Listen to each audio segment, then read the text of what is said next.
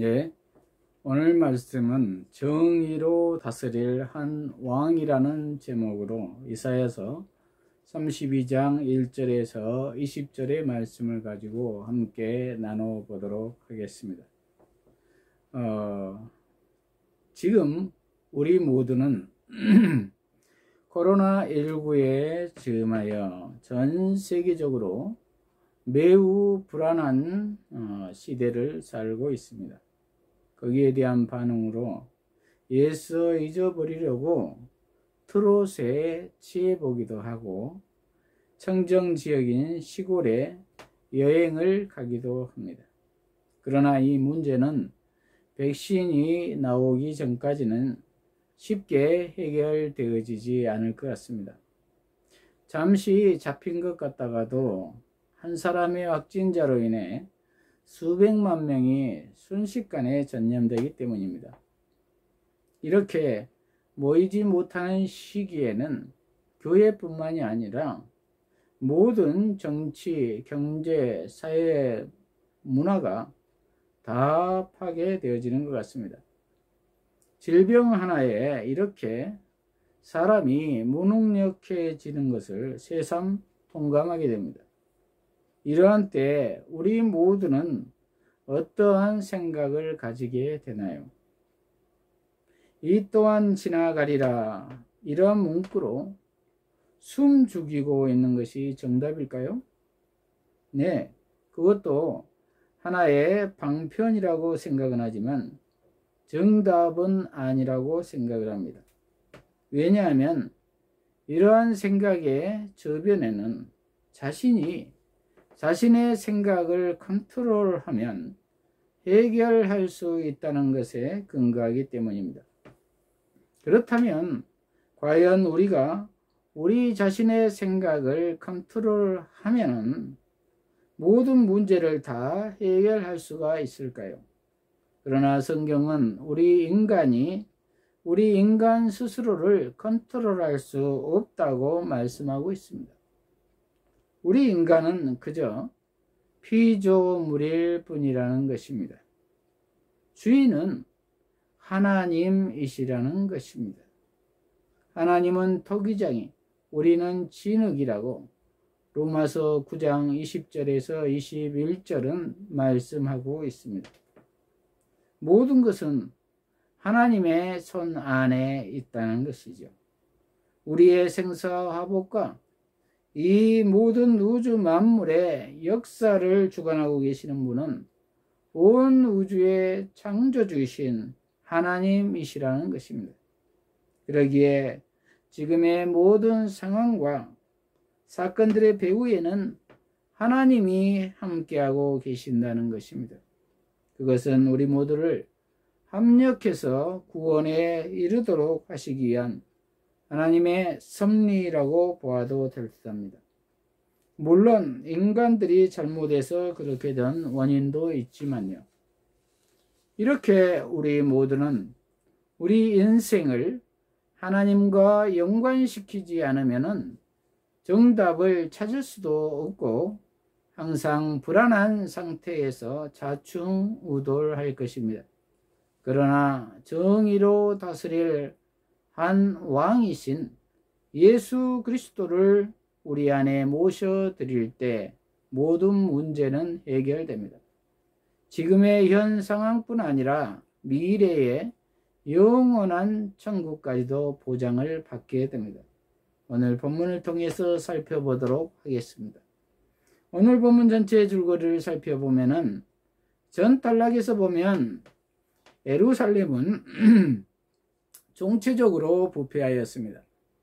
특히 믿는 자들이라고 하고 자칭 지도자들이라고 하는 예언자, 제사장들이 성전에서 술을 마시며 토하며 그러고도 하나님이 약속하신 성전은 파괴되지 않을 것이라고 장담하였습니다. 성전 지상주의이지요. 이에 오늘 본문에서는 여호와의 심판으로 아수르의 침략으로 예루살렘 땅이 황폐해지고 성읍이 파괴됩니다.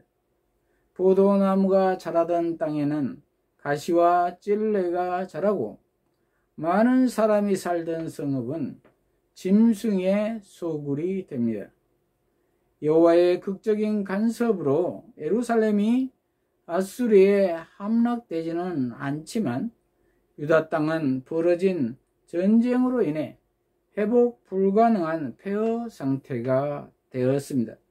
이렇게 예루살렘은 간신히 멸망은 모면하고 살아남지만 남은 자들은 소망 없는 삶을 살아야 했습니다.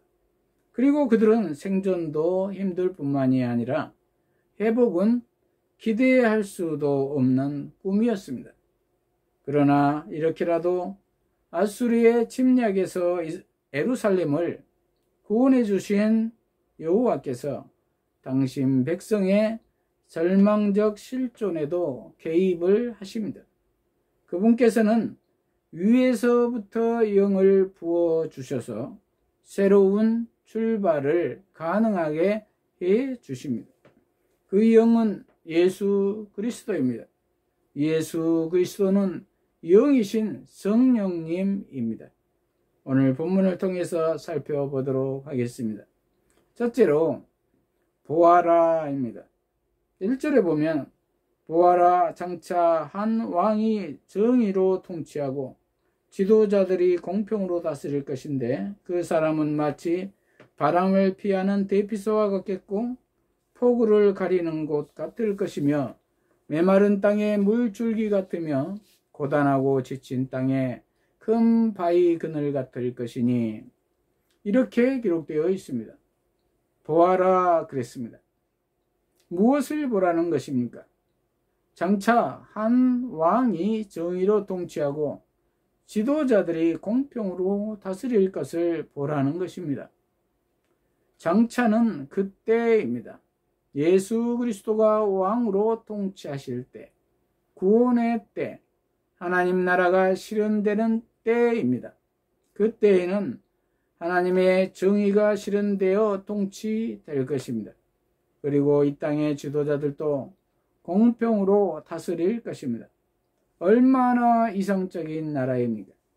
폐허로 좌절되어 있던 유다 백성들의 남은 자들에게 이사야가 예언하고 있습니다.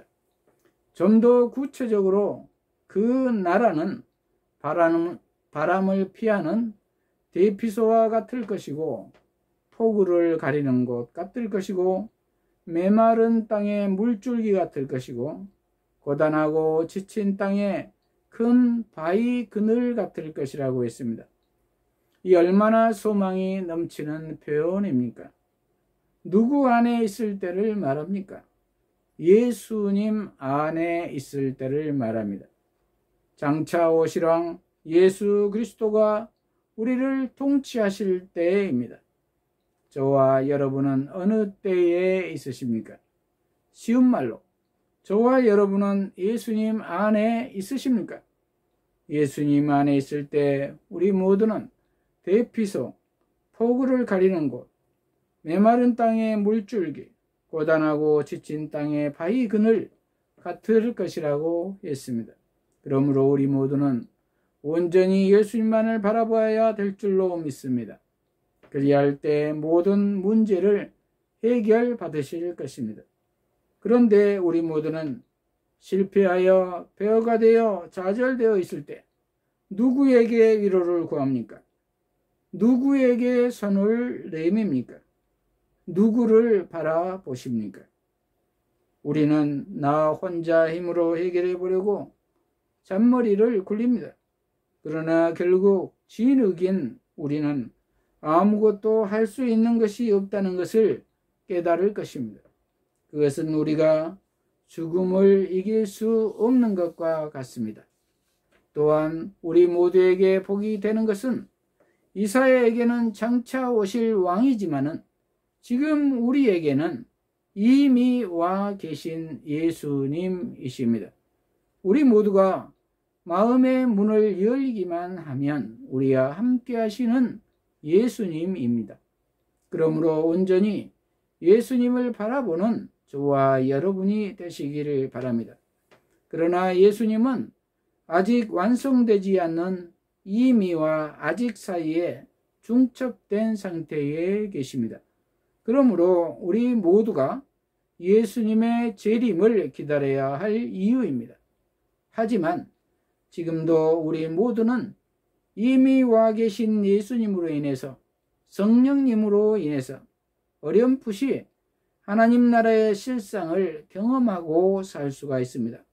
그리고 그 날에는 수건을 벗은 듯이 얼굴과 얼굴을 맞대어 볼 수가 있을 것입니다. 이러한 복이 저와 여러분에게 있으시기를 바랍니다. 그러나 하나님 나라를 바라보지 않는 자들은 어리석은 삶을 살 수밖에 없다고 6절에서 8절은 말씀합니다. 6절에서 8절을 보면은 어리석은 사람은 어리석은 말을 하며 그의 마음은 불의를 행하고 불경한 일을 행하며 여호와께 그릇된 말을 하고 굶주린 사람의 속을 비기하며 목마른 사람을 마시지 못하게 하기 때문이다. 악당은 악한 도구를 가졌으며 악한 계획을 궁리하여 거짓말로 불쌍한 사람을 파멸시키려 하니 가난한 사람이 옳은 말을 하여도 그렇게 한다. 고상한 자는 고상한 일을 계획하고 항상 고상한 일들로 말미암아 굳게 선다. 이렇게 기록되어 있습니다. 그들은 어리석은 말을 하며 그의 마음은 불의를 행하고 불경한 일을 행하며 여호와께 그릇된 말을 하고 굶주린 사람의 속을 비기하며 목마른 사람을 마시지 못하게 한다고 했습니다. 하나님을 욕한다는 것입니다. 어리석은 것입니다. 하늘을 손바닥으로 가리고 불의를 행한다는 것입니다. 그리고 자기 배를 채우고 악한 계획을 세운다는 것입니다. 누가 그런다고 했습니까? 하나님을 바라보지 않는 자들이 그런다고 했습니다. 그러므로 저와 여러분은 누구를 바라보아야 하겠습니까? 오직 예수님만을 바라보아야 할 줄로 믿습니다. 그럴 때 그들은 고상한 일을 계획하고 항상 고상한 일들로 말미암아 굳게 산다고 했습니다. 이 어려운 시기에 예수님만을 바라봄으로 굳게 서는 저와 여러분이 되시기를 바랍니다. 둘째로 들어라입니다. 9절에서 14절을 보면은 안일한 여자들아 일어나 내 목소리를 들어라. 염려 없는 딸들아 내 말에 귀를 기울여라. 염려 없는 여자들아 1년 남짓 지나면 너희가 두려워 떨게 될 것이니 포도 수확은 망하고 추수할 과일도 없을 것이다. 안일한 여자들아 떨어라. 두려워 떨어라. 염려 없는 여자들아 두려워하여라. 옷을 벗고 몸을 드러내고 허리를 동여라. 좋은 밭과 풍성한 포도나무 때문에 너희 가슴을 치게 될 것이니 이는 내 백성의 땅과 즐거움이 가득했던 성읍과 기쁨이 넘쳤던 모든 집들의 가시와 찔레가 날 것이기 때문이다. 궁전은 버림받고 붐비던 성읍은 텅 비게 되며 언덕과 망대는 영원히 동굴이 되어 들나귀에 기뻐하는 곳이 되며 양떼들의 풀밭이 될 것이다. 이렇게 기록되어 있습니다. 무슨 말입니까? 예언자의 시선이 미래에서 다시 현재로 돌아옵니다. 그는 안일하고 염려 없이 사는 예루살렘 여자들에게 애곡하라고 명합니다. 여기에서 여자들이라는 표현은 폐허가 된 예루살렘을 가리키는 말입니다. 애곡하는 것은 주로 여자들이 하였기 때문에 연약함을 의인화하여 여자들로 표현하였습니다. 그 여자들에게 들으라고 하였습니다. 무엇을 들으라는 것입니까? 1년 남짓 지나면 이 성읍은 폐허가 될 것이라는 것입니다. 곧 폐허가 될 것이니 정신을 차리고 내 말을 들으라는 것입니다. 이사야의 예언을 들으라는 것입니다. 애곡은 죽은 자를 위하여 부르는 노래로 예루살렘의 멸망이 피할 수 없는 운명으로 확정됐음을 시사합니다. 이제 남은 일은 죽음을 위하여 애도하는 것 뿐입니다.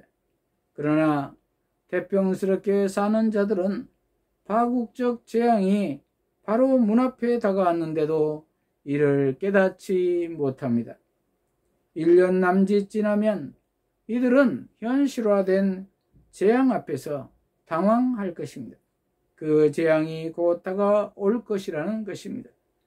포도와 곡식을 수확할 때가 돌아와도 포도원과 밭에는 거둬들일 포도와 곡식이 없습니다. 흉작이 한 해에 그치지 않고 계속되기에 불안과 두려움에 사로잡힙니다. 우리 모두도 계속되는 코로나 전국에 불안과 두려움에 사로잡혀 있지는 않습니까? 그렇다면 우리 모두는 단순히 불안과 두려움에 사로잡혀 있기보다는, 그리고 남을 탓하기 이전에 애도함으로 하나님의 말씀을 듣는 시간을 가져야 될 줄로 믿습니다.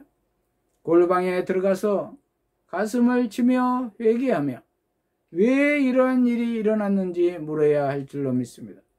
그리고 어떻게 대처해야 하는지를 물어야 될 줄로 믿습니다. 그러할 때 나 자신을 포함해서 국가적으로 전 세계적으로 하나님 앞에 무엇이 잘못된 것인지를 알 수 있을 것입니다. 말씀하여 주실 것입니다. 그리고 11절에 옷을 벗어 몸을 드러내고가 제의적 행위를 반영하는 표현인지는 불분명하나 배로 허리를 동일지어다 라는 구절은 베옷으로 갈아입기에 평상시에 입던 옷을 벗으라는 말로 보입니다. 그렇습니다. 우리 모두도 지금은 평상시처럼 안일하게 신앙생활을 해서는 안 됩니다. 허리를 동이고 골방에 들어가 자신과 공동체와 나라와 세계를 돌아보며 애곡해야 할 때인 줄로 믿습니다. 이렇듯이 심판의 때는 가장 비옥하던 포도원이 가시와 찔레가 가득한 땅이 되고 흥겨웠던 기쁨의 집이 기쁨이 사라집니다. 생존의 토대도 모두 파괴됩니다. 궁궐도 버려지고 성읍에는 인적이 끊깁니다. 예루살렘이 영원한 황무지가 되어 들나귀와 가축의 차지가 됩니다. 여호와께 반역한 예루살렘이 이렇듯 그분께서 보낸 전쟁의 참화로 황무지가 됩니다. 처참합니다. 오늘날 우리 모두는 코로나19의 상황을 보면서 어떠한 마음이 듭니까? 예루살렘의 여자들처럼 듣지도 않고 떨지도 않고 염려하지도 않고 그냥 안일함에 있지는 않습니까? 저와 여러분은 이 어려운 시기에 예언의 말씀을 듣습니까? 성경의 말씀을 듣습니까? 저를 포함해서 인간은 지도기도 듣지를 않습니다. 다 죽어가도 듣지 않습니다. 직접 뜨거움이 느껴질 때까지 듣지 않습니다. 안타까운 일입니다. 이것이 인간의 본성입니다. 그러므로 우리 모두는 매 순간마다 성령님께 의지하여야 하는 것입니다. 예수님이 도와주시도록 기도해야 하는 것입니다. 그것마저도 하지 않으면 우리에게는 소망이 없습니다. 그리고 성령님께 의지한다는 것은 말씀을 묵상하고 듣는다는 것입니다. 디모데후서 3장 16절에 보면 모든 성경은 하나님의 감동으로 된 것이로 교훈과 책망과 바르게 함과 의로 교육하기에 유익하니라고 했습니다. 성경은 하나님의 감동으로 쓰여진 책입니다. 영감으로 쓰여진 책이라는 말입니다. 그러므로 성경 말씀은 즉 성령입니다. 그러므로 우리 모두는 온전히 성경 말씀을 날마다 매 순간마다 듣는 우리 모두가 되시기를 바랍니다. 셋째로 행하라입니다. 15절에 보면 그런데 영이 위에서부터 우리에게 부어지면 광야는 과수원이 되고 과수원은 산림이 될 것이다. 이렇게 기록되어 있습니다. 무슨 말입니까? 폐허가 되어도 하나님의 영이 위에서부터 우리에게 부어지면입니다. 그것은 예수님의 영, 성령님이 우리에게 부어지면입니다. 그럴 때 광야가 과수원이 되고 과수원은 산림이 된다는 것입니다. 하나님의 능력에 의해 폐허가 완전히 회복된다는 것입니다. 위로부터 부어지는 성령은 나로부터 시작하는 것이 아니라 전적으로 나는 무능한 상태에서 위로부터 부어지는 전적인 하나님의 은혜입니다. 그것은 즉 하나님의 능력입니다. 그러므로 우리 모두가 소망을 가지려면 오직 위로부터 부어지는 영, 성령을 받아야 될 줄로 믿습니다. 그러기 위해서 우리 모두는 골방에 들어가 기도함으로 말씀을 받고 순종하여 말씀대로 살아야 될 줄로 믿습니다. 그래야 소망이 있습니다. 오늘날 기독교가 개독교로 폄하되는 데에는 말씀을 듣기는 하는데 입으로만 하지 행하지 않는 것에 문제가 있음을 우리는 보고 있습니다. 그것은 순종하지 않는 것에 문제가 있습니다. 나 하나쯤이야 하는 신앙, 이번 한 번만 누가 보겠나? 나만 아는데 슬쩍. 그리고 예수님의 생각보다는 나의 욕심에 나를 팔아버릴 때 그것을 안 믿는 자들이 다 보고 있다는 것입니다. 남들은 다 아는데 자기만 모르고 있는 것과 같습니다. 그러므로 우리 모두는 먼저 회개해야 합니다. 그러할 때 성령님은 우리에게 역사하십니다. 우리 모두는 위로부터 부어지는 영, 성령에 순종하는 저와 여러분이 되시기를 바랍니다. 말씀에 순종하는 저와 여러분이 되시기를 바랍니다. 말씀을 마무리합니다. 우리 모두는 지금 앞이 보이지 않는 안개와 같은 코로나 전국을 지나고 있습니다. 두려움과 불안함에 답답합니다. 이러할 때 우리 모두는 이러한 폐허된 상황을 보는 것이 아니라 먼저 회개함으로 정의로 다스리는 한 왕을 바라보아야 될 줄로 믿습니다. 그분은 예수 그리스도입니다. 성령님입니다. 그리고 지금도 우리와 함께 하신 성령님께 모든 것을 다 내어 맡기고 듣고 행해야 할 줄로 믿습니다. 좁은 길을 가야 할 줄로 믿습니다. 십자가의 길을 가야 할 줄로 믿습니다. 그러할 때 그분께서는 광야가 가수원이 되게 하시고 가수원이 산림이 되게 하실 것입니다. 우리 모두에게 안전한 집과 조용한 안식처로 인도하실 것입니다. 이러한 복이 저와 여러분에게 있으시기를 축복합니다. 기도하십시다. 하나님 아버지, 오늘 정의로 다스리는 한 왕이라는 제목의 말씀으로 우리를 깨닫게 해주심을 감사를 드립니다. 우리 모두가 한 왕이신 예수님을 보게 하시고 듣게 하시고 그 안에서 행하게 하셔서 성령의 능력으로 말미암아 광야가 과수원이 되고 과수원이 산림이 되는 복을 받게 하여 주시옵소서. 예수님 이름으로 기도합니다. 아멘.